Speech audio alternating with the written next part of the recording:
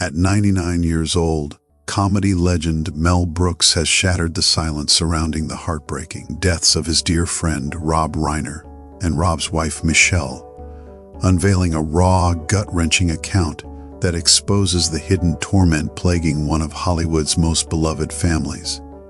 In an intimate, no-holds-barred conversation that's sending ripples through the industry, Brooks pulls back the curtain on years of unspoken pain, revealing how love, legacy, and untreated demons collided in a devastating explosion no one could prevent.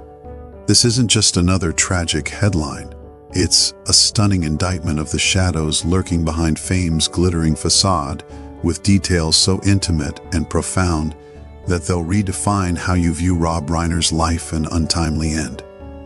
What Brooks discloses about the family's desperate battles, the warning signs ignored, and the unbreakable bonds that ultimately proved fatal is unbelievable, heartbreaking, and utterly explosive. You won't believe the depths of loyalty and loss he describes, painting a picture that's far more complex and human than the tabloids dare to show. And trust me, what I'm about to reveal gets even more unbelievable as we uncover the layers of this shattering story. Before we dive into this, hit that subscribe button if you want to stay ahead of every major Hollywood story. Now, let's get into what really happened. To grasp the full weight of this bombshell, we have to rewind to the roots of a friendship that defined generations of laughter in Tinseltown. Mel Brooks and Carl Reiner first crossed paths in the 1950s as writers on Sid Caesar's groundbreaking variety shows, forging a partnership that birthed iconic sketches like The 2,000-Year-Old Man. Their bond was unbreakable, decades of shared triumphs, including Grammy-winning comedy albums and endless nights of takeout dinners while yelling answers at Jeopardy on television. When Carl passed away in 2020 at age 98, it left a void in Brooks' world. But Rob Reiner, Carl's son born in 1947, stepped in to keep the spirit alive, often joining Brooks for those cherished evenings. Rob, who rose from playing the lovable meathead on All in the Family in the 1970s to directing timeless hits like When Harry Met Sally in 1989 and A Few Good Men in 1992, embodied the Reiner legacy of warmth, wit, and progressive values. He married photographer Michelle Singer in 1989, and together they built a life in Brentwood, raising 3 children, Tracy, Jake, and Nick, the youngest born in 1993. But beneath the surface of Rob's public image as a champion of family and openness, seen in his advocacy for same-sex marriage and civil rights, lurked private struggles. Nick, now 32, had long battled substance abuse and mental health challenges, including a recent schizophrenia diagnosis, issues that strained the family for over a decade. This matters now because Brooks's revelations highlight how these hidden fights eroded a dynasty, turning a story of Hollywood success into a cautionary tale about the perils of unaddressed illness in the spotlight. What the public witnessed was Rob's enduring charm. What was really unfolding was a quiet crisis that built relentlessly toward catastrophe. Now that you understand the full background, let me tell you exactly what happened. And this is where things take a dramatic turn. The saga unfolds like a screenplay Rob himself might have directed, but with a twist no one could script. It began innocently enough in the early 2010s, when Nick, then a teenager, first showed signs of turmoil. Academic struggles, social withdrawal, and initial brushes with drugs that his parents initially chalked up to the pressures of growing up in a famous household. By his early 20s, as Rob was helming projects like the 2017 film Shock and Awe, Nick's issues escalated into full-blown addiction, cycling through rehab programs funded by his parents' generosity. Sources describe Rob and Michelle as devoted, pouring resources into therapy and support, believing their love could rewrite the narrative. But by 2020, amid the pandemic that halted Hollywood productions, Nick's condition worsened. Reports indicate he experienced paranoid episodes, later tied to undiagnosed schizophrenia, where substance use masked deeper psychotic symptoms. Tensions mounted in the Brentwood estate, a sprawling property bought in the 1990s for around $3 million. now valued at over $20 million, where Nick periodically lived in the guest house. Insiders recall heated arguments over finances. Rob, with a net worth exceeding $200 million, from Castle Rock Entertainment, co-founded in 1987, often covered Nick's expenses, from luxury cars to failed creative ventures, hoping to steer him toward stability. Michelle, a producer on films like The Bucket List in 2007, played the peacemaker, advocating for compassion over confrontation. The turning point came in late 2024, when Nick returned home after another treatment stint, displaying aggressive delusions that alarmed close friends. Rob confided in confidants about locking doors at night, yet refused to evict him, echoing his on-screen personas of empathetic fathers.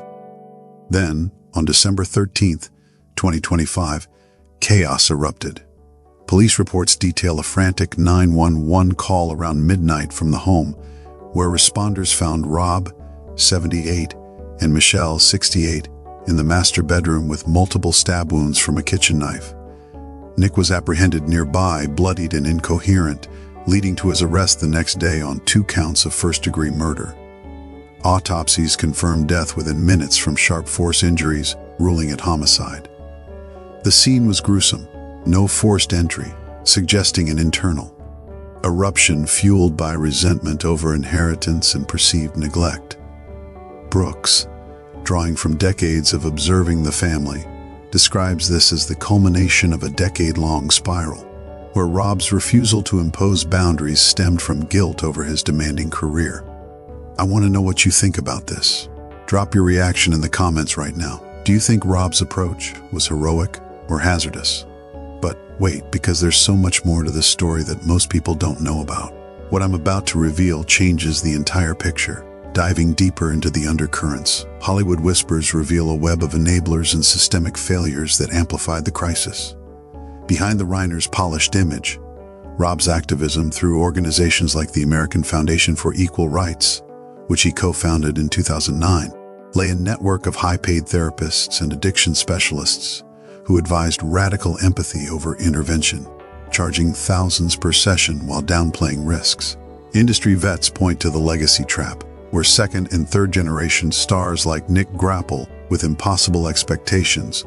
Growing up amid legends like Carl and Rob, who amassed accolades including Emmys and Oscar nods, Nick pursued acting and music but faltered, leading to self-worth craters exacerbated by drugs. Financially, the drain was staggering. Estimates suggest the family shelled out over $5 million in the last 5 years on rehabs, legal fees, and bailouts, including funding Nick's short-lived production company in 2018. PR teams worked overtime to suppress stories, spinning Nick's absences as personal growth retreats, while Rob's circle, including Brooks, urged tougher measures. What the headlines miss is the cultural context. Hollywood's tolerance for dysfunction, seen in similar cases like the Baldwin family battles with addiction. Sources say Michelle's influence kept Rob from seeking restraining orders, fearing public scandal would tarnish their image as progressive icons. Future ripples? This could spark reforms in celebrity mental health protocols, with studios eyeing liability in family-involved projects. Off-record execs admit the Reiner fortune, tied to residuals from classics like Stand By Me from 1986, now faces probate battles amid Nick's incarceration. The real story behind this goes much deeper, exposing how fame's isolation prevents timely help. And there's one more thing about this story that's going to completely change how you see everything. This is the part that everyone needs to hear. But here's where everything changes. The bombshell that stunned even the closest insiders, Nick's schizophrenia diagnosis, only confirmed months before the tragedy, was compounded by years of substance abuse that experts say created a perfect storm for violence. According to psychological profiles emerging now, Nick's delusions weren't random. They stemmed from deep-seated resentment toward his father's towering success, viewing Rob's achievements as barriers to his own identity. This revelation, drawn from court filings and family acquaintances, rewrites the narrative from a sudden snap to a preventable escalation. Brooks, in his candid reflections, laments how early signs, like Nick's erratic behavior at family gatherings as far back as 2015, were dismissed as artistic temperament, a common Hollywood euphemism. What makes this twist so shattering is the data. Studies show individuals with untreated schizophrenia and co-occurring addiction face a 10-fold higher risk of violent acts, yet the Reiners, advised by top clinicians, opted for home-based care over institutionalization. This single detail alters our understanding, shifting blame from one person to a flawed system that prioritizes privacy over safety. The implications are profound, forcing a reckoning on whether parental devotion can blind even the wisest to mortal dangers. The fallout has ignited a firestorm of responses across the board. Rob's When Harry Met Sally co-star Meg Ryan issued an emotional tribute saying, "Thank you, Rob and Michelle, for believing in true love, fairy tales, and laughter. Your loss is an impossible tragedy." Albert Brooks, Rob's lifelong pal since teenage years, shared in a CBS interview, "The fact that I am talking about him in the past tense is surreal. We met at 14, and he was my oldest friend." Fans swarmed social media, with hashtag #RememberRob trending worldwide, many praising his films while others debated mental health stigma. One viral post reading, "Rob gave us joy, but his story reminds us families need better support."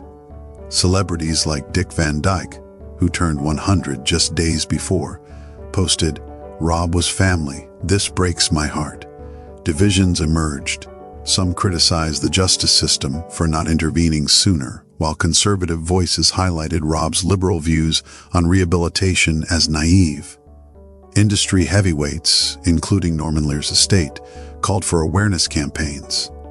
The internet exploded with memes blending grief and nostalgia, like clips from Spinal Tap from 1984, captioned "Turn it up to 11 for Rob."